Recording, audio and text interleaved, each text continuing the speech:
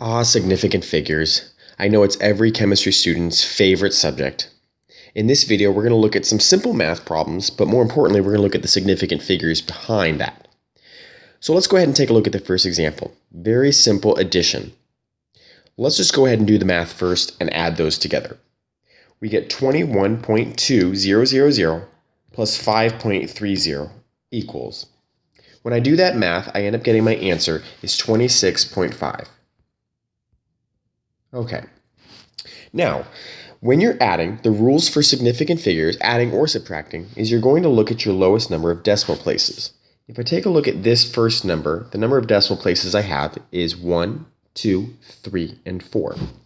If I take a look at the second number, I only have 1, 2 decimal places. So, my number needs to have the lowest number of decimal places, in this case, 2. If I look at the way that my answer is written right now, it only has 1 decimal place, and so I need to have another decimal place. But since 26.5 is the answer, what do I end up putting in this spot right here?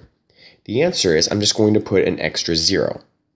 Now, some students think that that's ridiculous and that there's no need for it, but the reason why that's important is because it tells us as the scientist that this measurement, these masses and the ultimate sum of those masses is to the hundredths place worth of precision and accuracy. If we didn't have this 0, this measurement would be less precise. And so this is important. Finally, whenever you're adding or subtracting, you keep the same units. And so my answer is going to be in grams. Let's take a look at the second one. The second one, we're now multiplying. The rules for multiplying and dividing is we're going to keep the lowest number of sig figs. So first, let's just go ahead and do the math. We have 20.0 times 0.0500. When I do that math, I end up getting the simple answer of 10. Now, let's go ahead and take a look at the significant figures. First of all, let's take a look at this number here. There's a decimal at the very end. The reason why I put this decimal here is to show that this 0 is significant. If this decimal was not here, this 0 would not be significant. So since there's a decimal in the number, ending zeros will be counted as significant, and so total, there are 2 significant figures in this number right here. Over here, remember, beginning zeros never are significant. Now, we know the 5 is significant, but what about these ending zeros? Remember, the rule is if there's a decimal somewhere in the number, then ending zeros will be significant. And so total, there is 1, 2, 3 significant figures. So 2 sig figs, 3 sig figs, the lowest number would be 2. All right, oops, I seem to have lost my 10. There we go. All right, so now, looking at our number here, we need to make sure that this number is shown with 2 significant figures.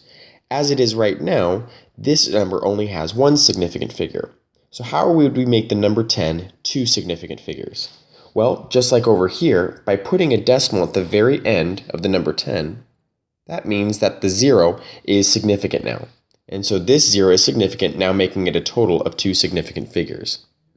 Finally, what would the units be? Remember, when you multiply and divide, the units are changing. You'll notice that the unit here is meter, and the unit here is second to the negative first. That's the same thing as saying 1 over second. And so when you multiply meter by 1 over second, you're going to end up getting the units of meters per second. All right, let's take a look at the final example. If you notice, the final example, we have a lot going on. We have subtraction going on in the numerator, and then you're going to do division once that you get that answer and multiply by 100. This actually is the setup for a percent error, which you'll do a lot. When you deal with these situations where you have multiple operations going on, do one set of operations first, meaning do the subtraction first because it's in parentheses, so we're going to do that first. Then, once you get that answer, before you move on to the division, wrap up your sig figs for here and then move on to the division. So let's walk through this one together. First, I'm going to do 8.525 and then I'm going to subtract 8.42. Now, when I do this, I'm doing subtraction, and so remember, my subtraction rules is that I'm going to round to the lowest number of decimal places. This number has 3, this number has 2, and so the top part needs to be written where I have 2 decimal places. When I do my answer in the when I do my math in the calculator, I end up getting for the top 0.105. Now remember, this needs to be written with 2 decimal places, and as it is right now, it has 3 decimal places. Now, here's what I'm going to do. I don't want to round yet, because if I round right now before I'm done with the problem, that's just going to throw off my answer more and more at the very end. The more times I round throughout a set of calculations, the more my final answer will be off at the very end. So here's what I'm going to do. I'm going to draw a bar over the second decimal place. What's the purpose of this?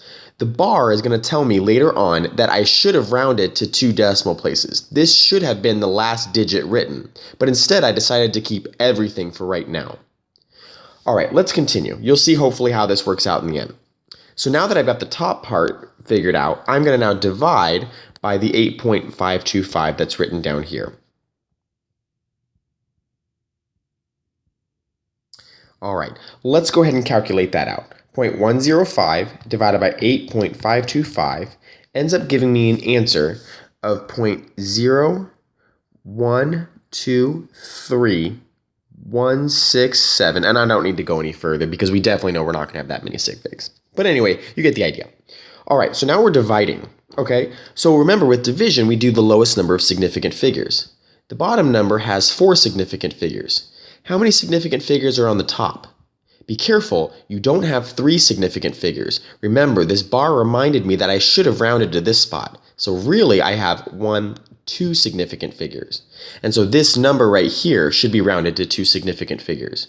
Remember, beginning zeros don't count as significant, so the numbers start counting at 1 and 2. The 3 is not large enough to round this number up, and so I'm just going to end up leaving off all of this right here. And so my last step is I need to take that and I need to multiply it by the number 100 because I want to turn it into a percent. Now, you may be thinking, oh, we're multiplying, so we need to do lowest number of significant figures, and 100 only has 1 significant figure. Remember, the reason we're multiplying by 100 is simply just to turn this decimal into a percentage. The number 100 is an exact number, and so it's not going to dictate significant figures.